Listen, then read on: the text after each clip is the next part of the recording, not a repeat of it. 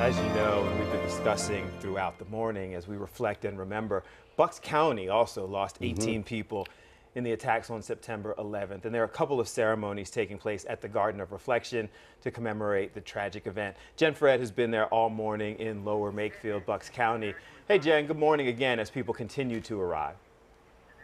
Yeah, good morning to you. One of the ceremonies is actually going on right now. It's right over there, and it's really cool the way they do it. The people who are listening to the speakers are actually looking right at those two fountains, which represent the Twin Towers, of course. So we're kind of a little bit distant away from them because we want to give them their peace and their time to kind of listen to what's happening. And of course, Ellen Saraceni, you know, her husband was Victor. He was one of the pilots. She is a big part of why this park is what it is. So what's different this year is they do have this. It's the Garden of Reflection, obviously. You've heard of that in Lower Makefield Township. But this year, unlike others, they have a place where people can come and write some things. And obviously there's a lot of never forget and people remembering their loved ones in particular.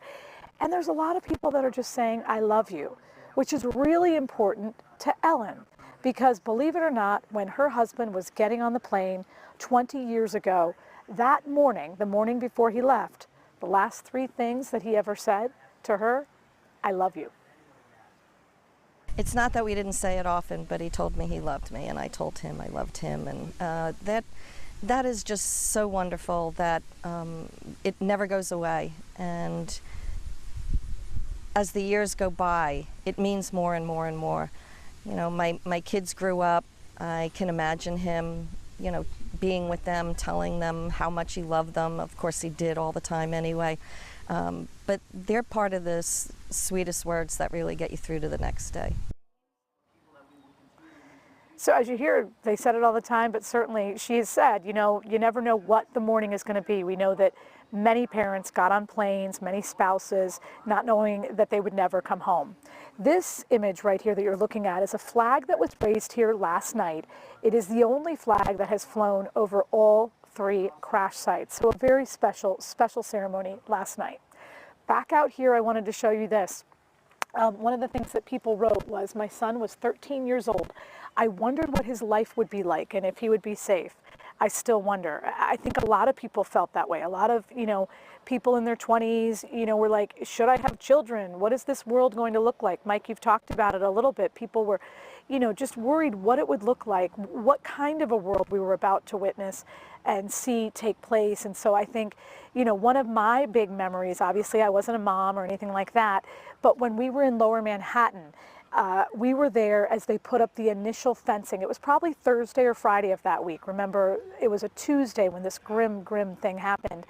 And I remember a mom talking to her daughter, and they were tying a yellow ribbon on a fence. And the daughter was probably about 5 or 6 years old, and she was asking, and she said, look, we're just hoping that, I don't remember the woman's first name, but we hope that Aunt so-and-so comes home. And when you really want someone to come home, you tie a yellow ribbon for them. And I think, you know, one of the things that I'll remember, obviously, is the firefighters that kept coming up to us with images of their coworkers or their loved ones. And we're saying, if you see this person, because even 4 and 5 days after, people thought that there had to be a way, that there had to be some place that these people had maybe gotten on a boat and got it out of there, you know, Liberty State Park. If you think about it, even a week out, guys, people still thought that there would be a way for these people to have survived. And, you know, we know now that that simply wasn't the case, which is so sad. You're right. They, you know, the ferries came to pick people up. There were people walking through the Holland Tunnel, Lincoln Tunnel, the PATH train tunnel over to Hoboken. Any way to get out of Lower Manhattan, there was still a chance. And you know, when we first went in, Lincoln Tunnel, and I was there on Monday for the U.S. Open, every time I'm in the Lincoln Tunnel, Mike, I think about the first time we drove in, there were police officers, like it would be every 6 feet. So there were hundreds of police officers lining the tunnel. We had to have special permission to go in because, again, it was like a day or two after. Again, we were in Trenton looking for survivors on Tuesday. Wednesday, I went to Dover Air Force Base where they brought back the remains of the people who had died at the Pentagon. And on Thursday on, I was there for the rest of the week in Lower Manhattan. And, you know, you talk about communication, like that gentleman was just talking about it.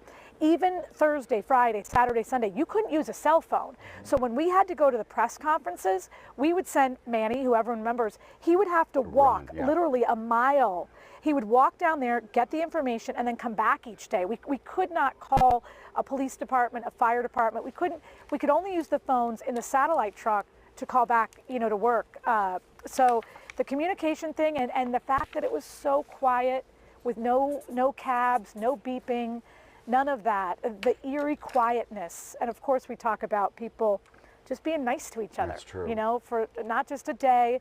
On the 12th, it went on for quite some time. So we look over here, I think one of the ceremonies is getting ready. There's Boy Scouts and Girl Scouts and police officers here, and, you know, all kinds of people just, you know, people brought their dog, remembering the day and just remembering the people, more importantly.